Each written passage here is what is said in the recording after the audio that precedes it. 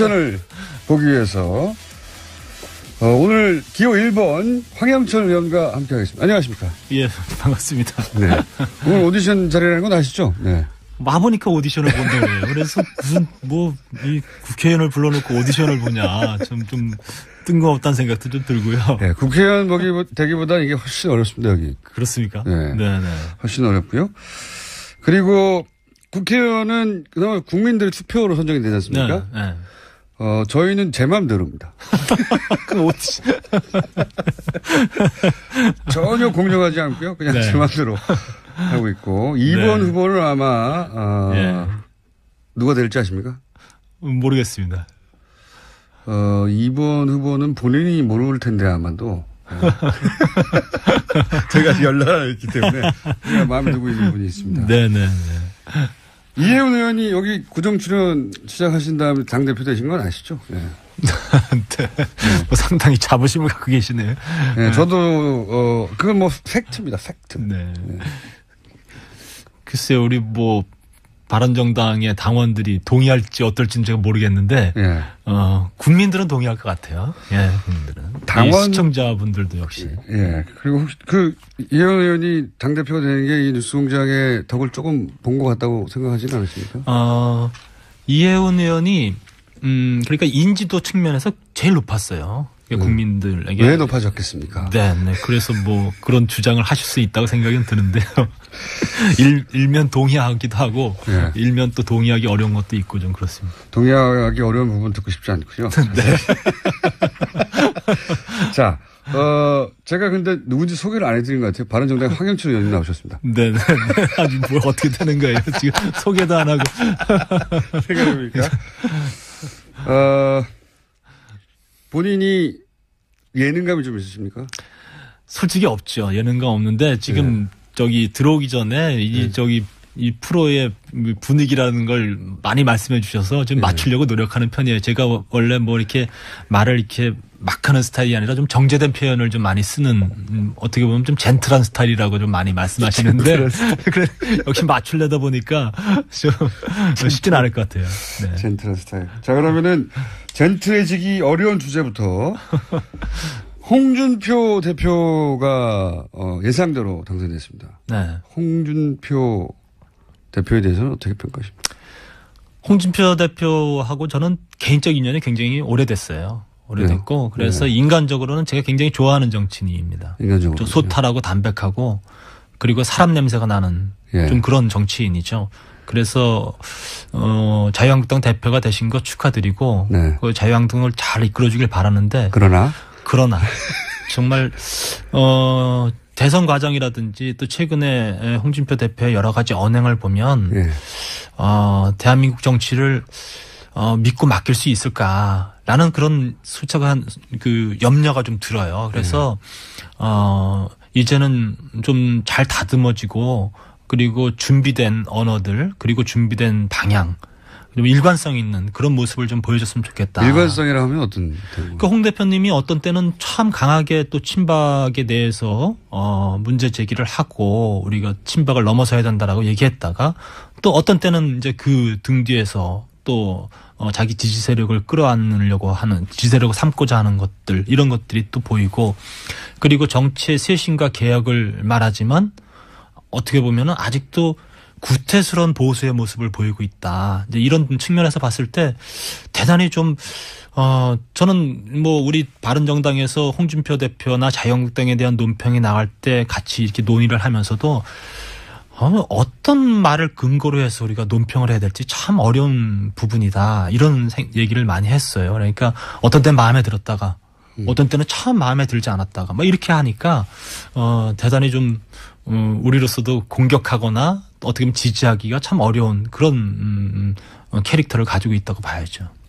이혜훈 대표하고는 이 상상이 아주 뭐랄까요?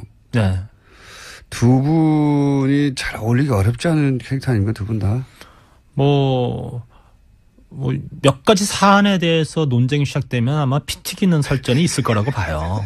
네, 그런데 예. 어쨌든 자유한국당이나 바른정당이나 이제 보수를 근간으로 하고 있기 때문에 그런 측면에서는 공동으로 안고 있는 과제가 대한민국의 보수를 어떻게 재건할 것이냐의 문제이기 때문에 그런 문제에 대해서는 좀 폭넓은 논의, 깊이 있는 논의가 있었으면 하는 바람이 솔직히 있습니다. 자유한국당이 이제 홍 대표에서 잘 이끌어지면 바른정당 네. 입지가 줄어들기 때문에 네. 언제 한번 자유한국당이 망했으면 좋겠다고 말씀하시는 걸로 제가 기억하는데. 언제가 아니라 그때 오래되지 않았는데. 네. 그때 저기 김어준 선생님이 네네. 진행하는 프로에 나가서 네. 그때 분위기가 뭐 앞에 청중들도 많이 앉아 계시고 팟캐스트에 나와서. 예. 그래서 그 파파이스였죠. 네. 그래서 뭐 갑자기 저한테 물어보시길래 자유한국당은 솔직히 망했으면 좋겠다고 네, 말씀하신 그래서 그렇게 걸로. 표현했는데 예. 그날 꽤 긴 시간 출연을 했었는데 다른 얘기는 다 빼고 자유한국당 망했으면 좋겠다가 그냥 탑으로 뜨더라고요. 네. 예.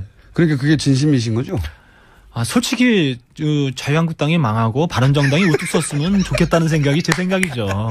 예. 근데 이제 망한다는 의미가 예, 무슨 뭐 그분들이 다 뭐 폭삭 몰락하고 이런 의미가 아니라 그래도 바른정당이 중심에 서는 그런 과정들이 있었으면 좋겠다. 그런 표현을 우회적으로 했다고 봐요. 그게 뭐 우회적인 표현입니까? 망했으면 좋겠다가 어떻게 우회적인 표현입니까? 오늘도 또 망했다가 나갈 것 같으네. 자, 지금 홍준표 대표도 그렇지만 이철우 최고위원이라든가 유영애 최고위원이라든가 이런 분들이 함께 선출된 지도부 몇면이 네. 뭐랄까 강성도 초강성 아닙니까? 이철우 의원은 좀 그렇지 않아요. 이철우 의원은 어쨌든 좀 굉장히 유연한 사고를 가지고 있고 그리고 물론 뭐 TK를 기반으로 하고 있지만 그래도 자유한국당 내에서 그래도 상당 부분 중간지대에 있는 의원이라고 볼 수 있고요. 제가 유해 최고위원에 대해서는 잘 모르겠어요. 최근에 등장한 분인데. 예. 근데 여러 가지 지난번에 그 비상대책위원회에서 하는 언행이라든가 이번 최고위원 출마해서 하는 언행으로 봤을 때 뭐 굉장히 그 시대에 맞지 않는 우익적 사고를 하고 있는 거 아닌가. 뭐 이런 걱정도 하고 있는데요. 또 이제 정치인으로서 이제 첫 출발하는 거라고 보고 그리고 앞으로 또 어떤 변화가 또 있지 않을까 이런 기대도 해봅니다. 지금 문자가 목소리 좀 졸리는 편이다. 왜냐하면 청취자 평가가 이럴 경우에 좀 많이 오거든요. 네. 1번에 대한 저희가 투표를 좀 받을 텐데. 종합적으로. 목소리를 좀 하이톤으로 해주시면 좋겠고. 네. 대표에 이번에 왜 대표 최고위원 경선에 왜 안 나오셨습니까? 뭐 여러 가지 사정이 있습니다. 또 제가, 최근에 제가 가지고 있는 스탠스는 좀 더 깊이 숙고하는 시간들을 좀 가져야 되겠다. 이런 가지고 있어요. 자칫 탈당하려다가 간신히 살아남은 어떤 자의 제가 간신히 수줍음인가요? 간신히 살아남았다고 생각하지는 않고요. 이번에는 제가 전면에 나서서 뭘 하기보다는 여러 가지 당의 바른 길을 갈 수 있도록 뒤에서 좀 뒷받침하고 이럴 시기가 아닌가 이런 생각도 들고요. 그게 혹시 탈당 사태 때문에 그런 거 아니냐 이거죠? 그렇지는 않습니다. 영향을 조금 미친 거 아닌가요?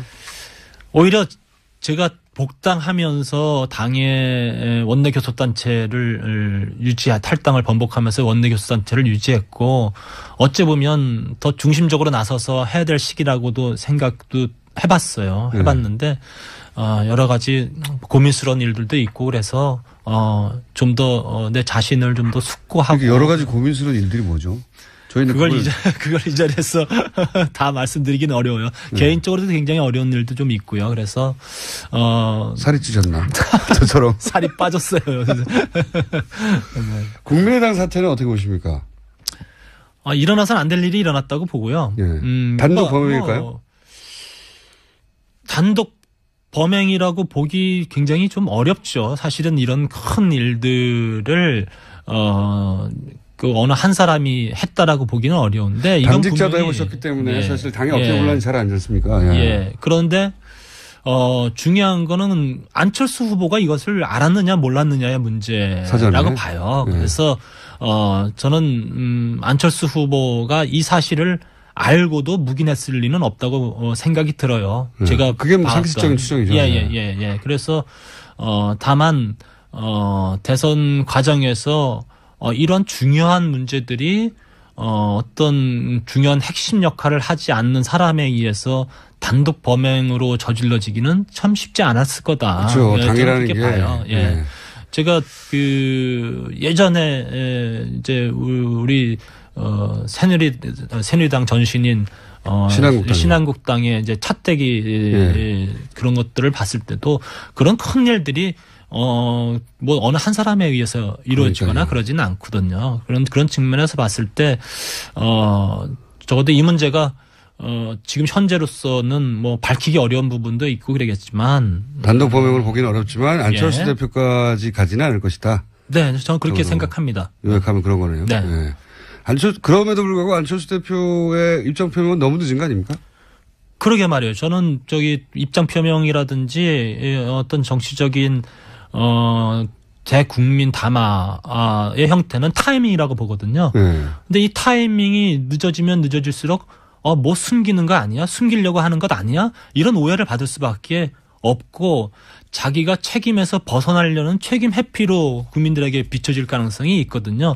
그런 측면에서 봤을 때는 오히려 이 사건이 이렇게 이 바깥으로 드러났을 때 안철수 후보가 좀 더 적극적으로 국민들에게 자기의 책임에 대한 사죄의 표명을 좀 서둘러서 하고 그리고 당의 철저한 조사를 촉구하고 그리고 저희들이 늘 우리 당내 여당이었을 때도 무슨 문제가 생겼을 때 그 어떤 한 검찰 수사도 거부하지 않고 적극 협조하겠다라는 입장 표명이 필요하다라는 측면에서 여러 가지를 얘기했었거든요. 지난번 박근혜 대통령의 최순실 국정농단과 관련돼서도 박근혜 대통령에게도 그런 입장을 전달했던 적이 있었고요. 그런 측면에서 봤을 때 본인이 이 정도의 분명한 입장 표명을 좀 앞서서 해줬으면 좋겠다라는 생각을 했는데 지금 너무 뒤로 숨어 있는 거 아닌가 이런 생각이 들어요. 목소리가 이제 차범근 의원 나오신 게 아니냐는 문자도 오고 있습니다. 젊은 차범근이냐라고 중간에 들으시는 분 같아요. 차범근이면 괜찮은 편이네요. 저 오디션 라이벌인 하태경 의원보다 본인이 나은 점이 있다면요? 하태경 의원이 제 라이벌입니까? 네. 하태경 의원은 모르고 있어요, 아직. 그래요? 그럼 이건 알려지겠네. 본인이 이 코너에 고정을 해야 하는 이유를 어필해 주시면은. 글쎄요, 제가 여기 나올 때 저는 일회성 출연이라고 생각하고 나왔었는데. 네, 나와 보니까 계속 나오고 싶죠. 글쎄. 아직까지 잘 모르겠어요. 근데, 네. 오늘 방송을 들은 주변 분들에게 좀 확인해 보십시오. 계속 나가는 게 좋겠냐. 네. 나가는 게 좋겠다고 이야기를 들을 걸 전제로 한 다음에 하태경 의원보다 본인이 방송에 나은 점이 있다면 어떤 게 있을까요? 하태경 의원보다 나은 거는 제가 그래도 정치 경력이 좀 더 오래됐으니까, 그리고, 또 여러 가지 또 당내에서의 역할이라든지 이런 측면에서 봤을 때. 인품 이런 거요? 인품을 제가 하태경 의원과 비교하기 좀 어렵죠. 근데. 어렵다는 거는 비교가 안 될 정도 낫다는 얘기입니까? 하태경 의원이 저보다 잘할 거예요. 제가 생각하기엔 하태경 의원은, 어떻게 보면은, 여러 가지 발언에 있어 거침없고, 그리고 사안을 굉장히 집중적으로 아주 면밀하게 살펴보는 그런 능력도 가지고 있고 그래서 어떻게 보면 저보다는 하태경 의원이 더 어울리는 자리가 아닐까 이런 생각이 들어요. 그렇지만 없나요? 그거는 저는 김어준 선생님한테 맡겨야죠. 본인이 결정하시겠다고 했으니까. 자, 벌써 20분이 다. 그랬습니까? 참 빨리 가네요. 본인도 모르는 사이 오디션은 진행이 됐고. 이 탈당파들하고 혹시 마지막 질문인데 탈당파들하고 최근에도 교류가 개인적으로 있으시죠? 본회의장에서 만나요. 사적으로 전화하거나 이런 경우는 없어요. 장재원 의원도 친하신 편인데. 그럼요. 사적으로도 그냥 문자 주고받고 그러는데 너무 떨어져 있으니까 굉장히 보고 싶어요. 굉장히 보고 싶고 그리고 같이 앉아서 여러 얘기도 나누고 싶고. 말이 잘 통하는 상대였던 분들이 사실은 몇 분 나가셨잖아요. 네. 뭐 다 나갔죠. 사실은 저랑 얘기 잘 통하는 분들 다 나가서. 안 통하는 분들만 남았군요 지금. 아니 그렇지 그렇게 말씀하시면 안 되고. 네. 그래서 굉장히 좀 아쉽죠. 네. 그래요? 네. 혹시 사석이나 혹은 뭐 전화로 자유한국당 간 거 정말 후회돼 이런 말 안 하던가요? 그중에 누군가는 한 사람이라도 누구인지 밝히실 필요는 없습니다. 잘했는지 모르겠다. 내가 잘한 결정인지 모르겠다라는 갈등은 아직도 남아있는 것 같아요. 그러니까 좀 더 나가서 그분들은 지금의 어떻게 보면 그분의 과정들은 지금 미완의 과정이에요. 미완의 과정이고 그분들이 탈당한 결과물들을 어떻게 자유한국당에서 만들어내냐에 따라서 그분들의 평가는 또 달라질 수 있다고 봐요. 그래서 어쨌든 후회한다는 얘기는 없었던가요? 조금이라도? 약간 사석으로. 누군지 말씀 안 하셔도 돼요. 후회한다로까지 표현하지는 않았어요. 하지만 후회한다 정도의 뉘앙스로. 그러니까 잘했는지 모르겠다. 그러니까 본인이 결정했는데 내가 이곳에 와 있는 게 잘한 건지는 아직 모르겠다. 또 모르겠다. 장제원 의원이죠? 저한테 지난번에도 그렇고 꼭 장제원 의원에 대해서 뭔가 좀 알고 싶어 하시는 것 같은데 재원이 만나면은 죄송합니다. 장제원 의원 만나면 부둥켜 끊어 안아요. 끌어 안고. 너 잘 지냈냐? 형님 잘 지내고 계십니까? 왠지 모르는 애잔함이 좀 오고 가고 좀 그러죠. 험한 데 가서 고생한다 뭐 이런 분위기. 그렇죠. 저는 장지원 의원한테 가서 고생한다고 하고 장지원 의원은 형만 이렇게 해서 미안해 뭐 이런 마음이죠. 장제원 의원인 걸로 거의 밝혀지고 있습니다. 자, 오늘은 여기까지 하고 저희가 오디션 결과는 곧 통보하도록 하겠습니다. 네, 떨어질 것 같네요. 지금까지 바른정당의 황영철 의원이었습니다. 이 프로의 분위기라는 걸 많이 말씀해 주셔서 좀 맞추려고 노력하는 편이에요. 제가 원래 뭐 이렇게 말을 이렇게 막 하는 스타일이 아니라 좀 정제된 표현을 좀 많이 쓰는 어떻게 보면 좀 젠틀한 스타일이라고 좀 많이 말씀하시는데 그래 역시 맞추려다 보니까 좀 쉽진 않을 것 같아요. 네. 젠틀한 스타일. 자, 그러면은 젠틀해지기 어려운 주제부터 홍준표 대표가 예상대로 당선됐습니다. 네. 홍준표 대표에 대해서는 어떻게 평가하십니까? 홍준표 대표하고 저는 개인적 인연이 굉장히 오래됐어요. 오래됐고 그래서 인간적으로는 제가 굉장히 좋아하는 정치인입니다. 인간적으로 좀 소탈하고 담백하고 그리고 사람 냄새가 나는 좀 그런 정치인이죠. 그래서 자유한국당 대표가 되신 거 축하드리고 그 자유한국당을 잘 이끌어주길 바라는데 그러나 정말 대선 과정이라든지 또 최근에 홍준표 대표의 여러 가지 언행을 보면 대한민국 정치를 믿고 맡길 수 있을 오디션을 보기 위해서 오늘 기호 1번 황영철 의원과 함께하겠습니다. 안녕하십니까? 반갑습니다. 네. 오늘 오디션 자리라는 건 아시죠? 네. 와보니까 오디션을 본다고 해요. 그래서 무슨 이 국회의원을 불러놓고 오디션을 보냐 좀 뜬금없다는 생각도 좀 들고요. 네, 국회의원 되기보다 이게 훨씬 어렵습니다 여기. 그렇습니까? 네. 훨씬 어렵고요. 그리고 국회의원은 그나마 국민들의 투표로 선정이 되지 않습니까? 네. 저희는 제 마음대로입니다. 전혀 공정하지 않고요. 그냥 제 마음대로 하고 있고 2번 후보는 아마 누가 될지 아십니까? 모르겠습니다. 2번 후보는 본인이 모를 텐데 아마도 제가 연락을 했기 때문에 그냥 마음에 두고 있는 분이 있습니다. 네네. 이혜훈 의원이 여기 구정 출연 시작하신 다음에 당대표 되신 건 아시죠? 네. 뭐 상당히 자부심을 갖고 계시네요. 네, 저도. 대단히 좀, 우리로서도 공격하거나 어떻게 보면 지지하기가 참 어려운 그런, 캐릭터를 가지고 있다고 봐야죠. 이혜훈 대표하고는 이 상상이 아주 뭐랄까요? 두 분이 잘 어울리기 어렵지 않은 캐릭터 아닙니까? 두 분 다? 뭐 몇 가지 사안에 대해서 논쟁이 시작되면 아마 피 튀기는 설전이 있을 거라고 봐요. 네, 그런데 어쨌든 자유한국당이나 바른정당이나 이제 보수를 근간으로 하고 있기 때문에 그런 측면에서는 공동으로 안고 있는 과제가 대한민국의 보수를 어떻게 재건할 것이냐의 문제이기 때문에 그런 문제에 대해서는 좀 폭넓은 논의, 깊이 있는 논의가 있었으면 하는 바람이 솔직히 있습니다. 자유한국당이 이제 홍 대표에서 잘 이끌어지면 바른정당 네. 입지가 줄어들기 때문에 네. 언제 한번 자유한국당이 라는 그런 솔직한 그 염려가 좀 들어요. 그래서 이제는 좀 잘 다듬어지고 그리고 준비된 언어들 그리고 준비된 방향 좀 일관성 있는 그런 모습을 좀 보여줬으면 좋겠다. 일관성이라 하면 어떤?